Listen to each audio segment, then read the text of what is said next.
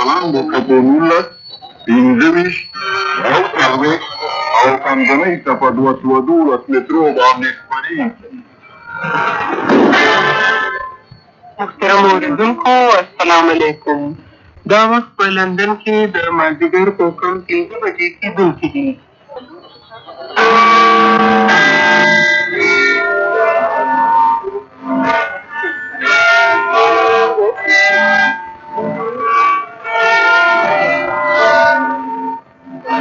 اوس په افغانستان کې د شپې په باندې 8 او په پاکستان کې په کم 9 بجې دي. نن د 9 یعنې د سهشنبې ورځ د جولای 2 او د چمراخ د میاشتې 11 نیټه ده. د پښتو خپرونې سره ستاسو په خدمت کې حاضر یو او وړاندې کوو د نړۍ دا وخت. د خبرونو لنډیز د یوګوسلاوي په سلووینیا جمهوریت کې خونړۍ جګړه روانه ده او فدرالي الوتکو د ملتپالو په ځایونو په اړه نکړې دي چې پکې دارالحکومت لوبلیانا هم ورګرځي. د فدرالي پوځ قوماندانان وایي چې د جګړې په نتیجه کې ګڼ عسکر مړه دي. وایي چې د یوګوسلاوي فدرالي صدر د جګړې د سړولو د یوې هڅې په توګه سلووینیا ته ورتلونکی دی. د پاکستاني کشمیر صدر اعظم د ناوړمه ورځې انتخابات نادرست ډولي دي. د خبرونو نه وروسته په نړۍ دا وخت کې به دا موضوعګانې وڅېړو. د یوګوسلاوي د جنګ حالات، په الجزایر کې د اسلامي بنیادونو پر ضد د حکومت فعالیتونه، په لبنان کې د فلسطیني شریکانو په جبهو د پوځ حملې او د افغانستان د خوشحالۍ د سیاسي حل لپاره د سویټزرلینډ حکومت څه هلې ځلې کوي. د نړۍ د وخت نه وروسته د مرګوني 15 په نامه ډرامه هم اورېدی شي. خو اول خبرونه ویان ظهر رحمان ګوهر. د یوګوسلاوي په سلووینیا جمهوریت کې د فدرالي او د ملتپالو ځواکونو ترمنځ خونړۍ جګړه توده ده.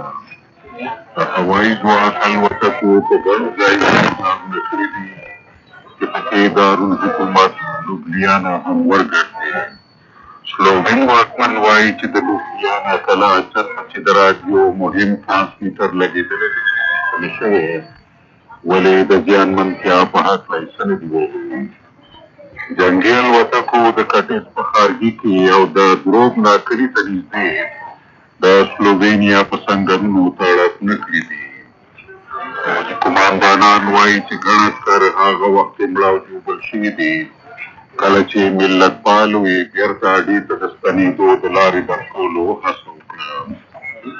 د میډویډیف ښار ته نږدې هم د خونړۍ جګړې کېدو انګازې راخېږي او دا راپورونه هم راځي چې آسیا ته د اوړېدو ټاپ سره د هند جګړه توده ده.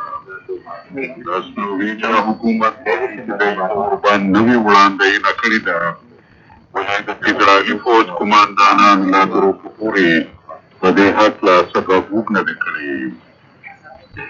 وایي چې د یوګوسلاوي نوي فدرالي صدر ښاغلی میسیچ چې په خټه پروت دی د جګړې د سړولو د یوې هڅې په توګه نن لوبلیانا ته ورتلونکی دی. ولې د المان د بهرنیو چارو وزیر ښاغلی ګنشر چې د یوګوسلاوي د لانجې د خبرو د لارې د څه حل راوباسلو د هلو ځلو پلوي دی، نن سلووینیا ته خپل سفر په ځای پرېښی او بون ته ورتون شوی دی. د المان خبري اژانس وایي چې دا کار یې د سلامتیا له امله کړی دی.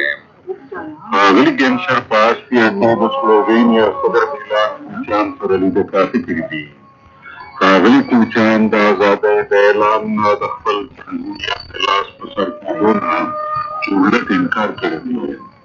پرون سلووینیا او کرویشیا دواړو دې خبرې ته غاړه ایښې ده چې د خبرو د لارې د څه او بحثونو د زیار د یوې برخې په توګه به تر 2 میاشتو پورې خپله ازادي نه پلي کوي. د پاکستاني کشمیر صدر اعظم ممتاز راټور د ناوړمه ورځې هغه انتخابات ناپوس ګرځولي دي چې پکې د نوموړي ګوند یعنې پاکستان پیپلز ګوند درنه ماتې کړې ده. تر اوسه پورې چې د اسامبلې د کومو 40 څوکو د نتیجو اعلان شوی دی، د هغو تر مخه رسېدلي دي. په یو اخباري کنفرانس کې ښاغلي راټور دا هم وویل چې هغه انتخاباتي کمیسیون مات کړی دی. ښاغلي راټور پرون دا تور لګولی و چې انتخاباتو کې لویه ټګي توري او ګوښه شوې ده. د دې هر څه د جاج اخیستو دپاره یې یو کمیسیون وټاکه. نوموړي وویل چې که دا خبره اثبات شوه چې انتخابات بې غلطۍ او بې ګورۍ وو، نو هغه به د نتیجو ننګه وکړي. د مسلم کانفرانس مشر سردار عبدالقیوم خان پرون دا خبره پوچه وبلله چې ګینې انتخاباتو کې دومره وړاندې شوی دی لکه څومره چې ښاغلی راټور یې ډنډورېده کوي. د سردار قیوم ګل 28 څوکۍ ترلاسه کړي دي. امریکا وایي چې دی د دې خبرې په پلټنه بوخت دی چې آیا په پاکستان د چین د توغندو پلورل د نړیواله تړونونو ماتول دي که څنګه. د باندنیو چارو د وزارت یو ویندویه وایي اندېښنه دا ده چې د چین M11 ډوله توغندي د هغه نړیواله لارښوونې د کرښې وځي چې د داسې توغندو په پلورلو بندیز لګوي چې پکې 1500 کیلوګرامه درانه مردکي پیلي او څه د پاسه 300 کیلومتره لرې ګزار کولی شي. واشنګټن کې د چین سفیر تېره اونۍ دا خبره منلې وه چې چین پاکستان ته M11 ډوله توغندي ورکړي، ولې د دوی واټن یا پله د نړیواله کرښې دننه ده. د امریکې د باندنیو چارو وزارت وایي چې که دا توغندي په بندیز د کرښې نه وتل نو بیا کېدای شي چې د چین په ضد بندیزونه ولګي. د سویټزرلینډ د باندنیو چارو دولتي وزیر ښاغلي کلاس جیکبي د افغانستان د 3 ورځني سفر په سر ته رسولو ویلي دي ګمان کوم چې د کابل حکومت بې د څه پولي او شرطه د افغان مجاهدینو ګوندونو سره خبرو ته چمتو دی. ښاغلی جیکبي وایي زه هیله من یم چې پېښور کې د لیدنې کتنې په وخت به دغلته ډېره د مجاهدینو مشران هم دغه راز عکس العمل ښکاره کړي. ښاغلی جیکبي دا هم وایي چې د افغانستان لانجه چې د صدر نجیب الله نشي غوڅېدی او نه یوازې هغه سره دا ستونزه پخه اورېدی شي. د مجاهدینو مشرانو تل دا ویلي دي چې خبرې هله پیل کېدی شي چې لومړی صدر نجیب الله د قدرت نه لاس په سر شي. پېښور کې میشته د مجاهدینو د حکومت یو غړي ښاغلي فاروق اعظم د تعلیم د وزیر او د افغانستان د ملي اسلامي محاذ د مرستیال په حیث استعفا ورکړې ده. د نوموړي د خولې دا خبره کېږي چې موقت حکومت نږدې پر شوی دی. ښاغلي فاروق اعظم د ملي اسلامي محاذ په مشر دا تور ولګاوه چې هغه محاذ په افغانستان کې د انتخاباتو نه رامنځته او دا چې صدر نجیب الله سره یې ښه جفته راشه درشه ده. د اسلامي محاذ سرچینې وایي چې ښاغلی اعظم د وړاندې نه د پیسو وهلو په سر د مرستیالۍ نه لرې کړی شوی دی، ولې ښاغلی اعظم وایي چې ما ته د دې څه علم نشته. د BBC د اسلام آباد خبریاله وایي چې دا خبره څرګنده نه ده چې د ښاغلي اعظم د اخباري کانفرانس بندیزونه افغان خبري اجانس څنګه کړې وه. دا اجانس د ګلبدین حکمتیار ګوند سره نږدې اړیکې لري. ګرانو اورېدونکو دا خو خبرونه او اوس د نړۍ دا وخت پروګرام. لکه څرنګه چې مو په خبرونو کې واورېدل د سلووینیا او د یوګوسلاویې ترمنځ اوربندي له منځه تللی او سخت جنګ بیا تود شوی دی. د BBC خبریال ژارکو وادمیلیچ د جنګ د سیمو نه راګرځېدلی او په خپل راپور کې وایي د موکرایس ښایسته ښارګوټی چې د کروشیا او د سلووینیا په پوله پروت دی څو ورځې دمخه د سیلانیانو د خوښۍ یو ځای و. په نن سړک د یوګوسلاویې د مرکزي پوځ تقریبا 5 ټانکونو او همدغومره د پوځیانو د وړلو ګاډو د پورې وتلو هڅې کولې چې شمال طرف ته 100 کیلومتره لرې د پوځ د ډلو د راوستلو په کار کې مرسته وکړي. د دوی د ټوپکو شپېلۍ نږدې غرونو ته برابرې وې چې د حملې خطر کې نه کېده. پوځي عسکر وارخطا او وېرېدلي وو ځکه چې یو څو ساعته وړاندې ورباندې حمله شوې وه. د پوځ د وړلو 2 سوځېدلي ګاډي پراته وو، لوګي ته نښتل او د یو ګاډي د لاندې د 2 پوځیانو مړي هم ولیدل. زموږ خبریال وایي یو پوځي راته وویل زما څلور ملګري پکې مړي دي، خو خبر نه دی چې په دوی چا یرغل کړی. د ښار اوسېدونکي یو کس چې هر څه په خپلو سترګو لیدلي وویل د پوځ الوتکو په خپله پر دې ډډو کې چې د سړک د دې برخې نه د پوځ د لرې کولو په هڅه کې وو. په دې ټوله پېښه کې ګډوډي وه. د نږدې کلو بانډو خلک د وېرېدلي پوځیانو نه چاپېره راجم او هغوی یې پر دې خبره مجبورول چې پوځ نه دې وتښتي. یو عسکر ورته وویل تا سره موټر شته چې ما چېرته لرې بوځې؟ هغه تېښتې ته تیار ښکارېدو ولې یو بل پوځي راغی او هغه یې ځان سره ځنګل ته بوځي. زموږ خبریال زیاتوي ما د سړک سره نږدې یوه لویه کوټه ولیده چې څو شېبې وړاندې پکې ماین چورېدلی و. پوځیان په خپلو کې لګیا وو او یو پکې ویل زه نه یم خبر چې زه چېرته جنګېږم، چا لپاره جنګ کوم او ولې. څه وخت چې دوی خبرې کولې نو د شیندارو د ټوپکو په ډزو بل سکوت مات شو. د جنوب له اړخه د پوځیانو نور ګاډي را روان دي. دا ښکاره ده چې پوځ د خپلو راګیر شوو عسکرو د کومک لپاره نوي ډلګۍ رالېږي. داسې ښکاري چې د موکراین پټي به د سلواني د ازادولو لپاره په یقیني توګه د جنګ میدان جوړ وي. او ځینې خلک وایي د یوګسلاویې د اتحاد د ساتلو لپاره کېدای شي چې دا اخري جنګ. اوس د افغانستان موضوع. د سویټزرلینډ د باندنیو چارو وزیر ښاغلي کلاوس جاکوبي د افغانستان د فیصلې د سیاسي حل لپاره د حکومت د رول په باب په کابل کې خبرې کړې دي. په یو خبري کانفرنس کې ښاغلي جاکوبي وویل که د هر څه لپاره هڅې وشوې د دې شخړې یو حل به هم جمهوریت حزب الله نه بغیر ممکنه نه وي. او دا هم ده چې د اوږدې مودې یو حل به یوازې د ډاکټر نجیب په شمول هم ممکنه نه وي. ښاغلي جاکوبي خپلې نماینده ډلې سره کابل ته د 3 ورځو په سفر و او اوس د نورو خبرو اترو لپاره اسلام آباد ته رسېدلی دی. دا د په دې هکله د کابل نه د کریس پاول راپور. ښاغلي جیکوبي په دې خبره ټینګار وکړ چې سویس نوي وړاندیزونه نه لري او نه د نوي پلان د جوړولو څه ټکر لري.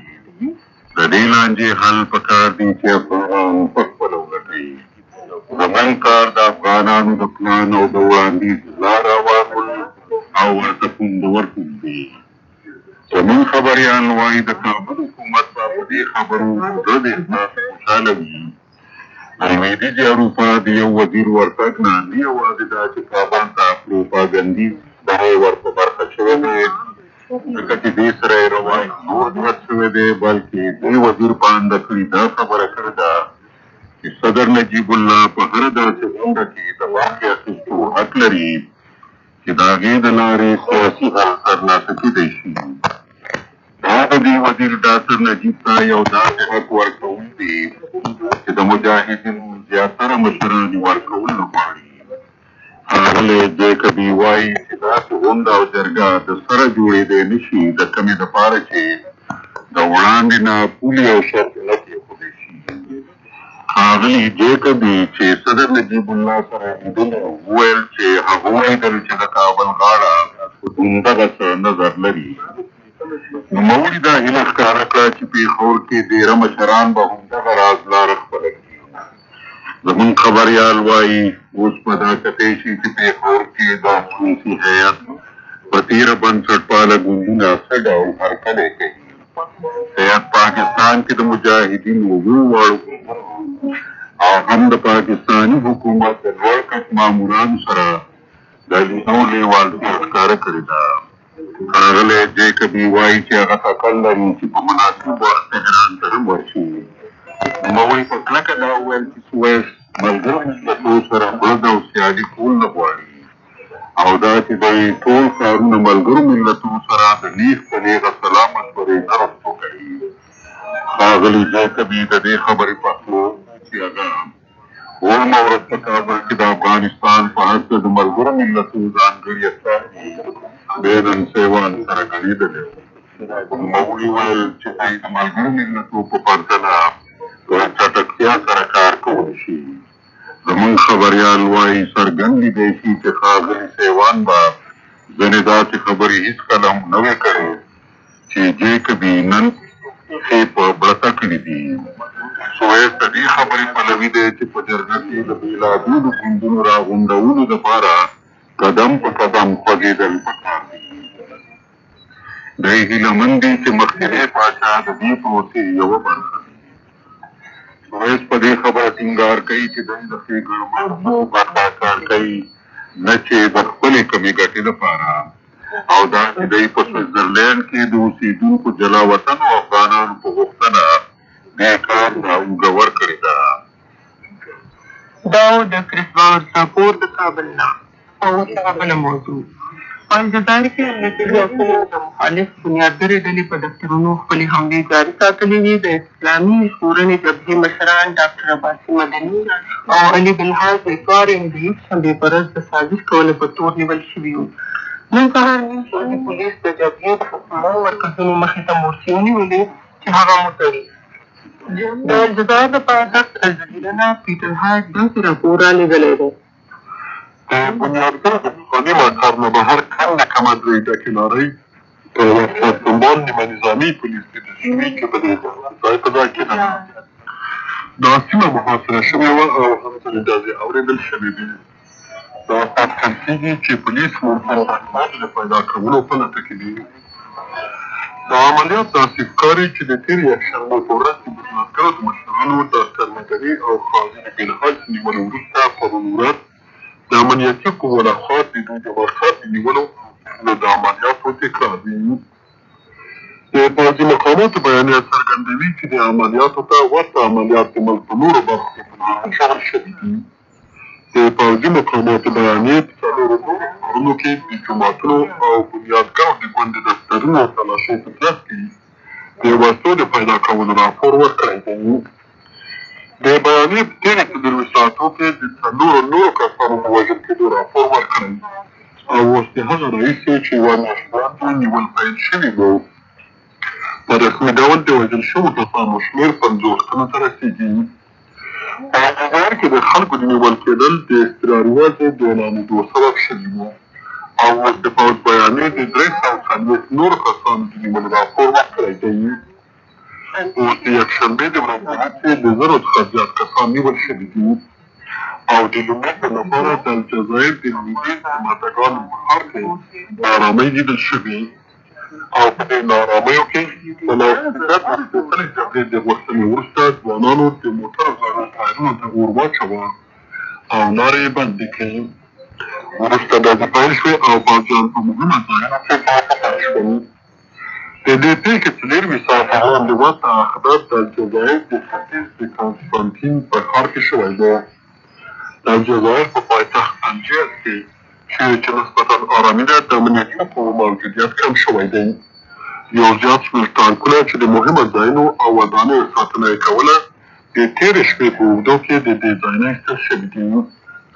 اوس په دې ځای کې په ګرځېدا بندیزونه هم کم شوي او مقامات داسې ښکاري چې دا پیغام خلکو ته رسوي چې د بنیادګرو پرابلمونه چې هر څومره زیاتېږي په هماغه اندازه د الجزایریانو په ګټه کار کوي.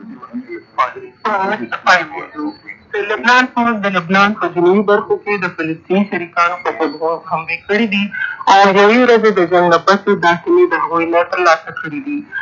د بي بي سي راډیو هاډي دې پېښو ته یو کتنه کوي چې دا به د فلسطین د ازادۍ د غوښتنو مشر یاسر عرفات لپاره څومره مهم وي. دا د سړک عرفات لپاره یو لوی فرصت دی. د سیدا شاوخوا سیمې د دغه خونۍ فاونټین سنګرونه وو. د ده سړیو دا ژمنه کړې وه چې دوی به د دې سیمې څخه په شا باندې ولاړ نه شي تر څو دوی نوای د لبنان د حکومت سره جوړه ونه کړي.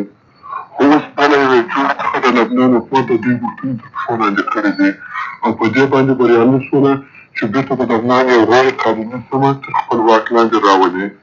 په عین وخت کې دا د لبنان د حکومت لپاره یو مهم ګام دی چې په ټوله یې واک بیا ټینګ کړي. حکومت دا فیصله کړې وه چې باید ټوله مسلمان حکومت د فلسطینیانو په شمول تر خپل کنټرول لاندې راولي. په داسې حال کې چې د حکومت تر شا سوریه ولاړه ده، په لبنان کې سوریه د 40,000 فوجیانو سره خپل اجنډا لري.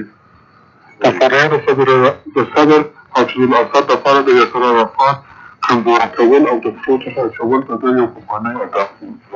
د خلیج په جګړو کې دوی په استوا باندې ورسېدل چې سوریه کامیابه او د فلسطین د ازادۍ سازمان ناکامه شو. د حافظ الاسد کوښښ کوي چې په هر ډول وي یاسر عرفات بدنامه او کمزوری کړي. ځینې ښاغلي عرفات په دې ورځو کښې یوازې پاتې دی. دوی د فلسطین د ازادۍ د سازمان د بنسټ ایښودونکو د درې ګوني اتحاد څخه یوازینی سیاست ژوندی پاتې دی. د ده دوه زاړه ملګري ابوجهاد او ابوهیاد دواړه ووژل شول.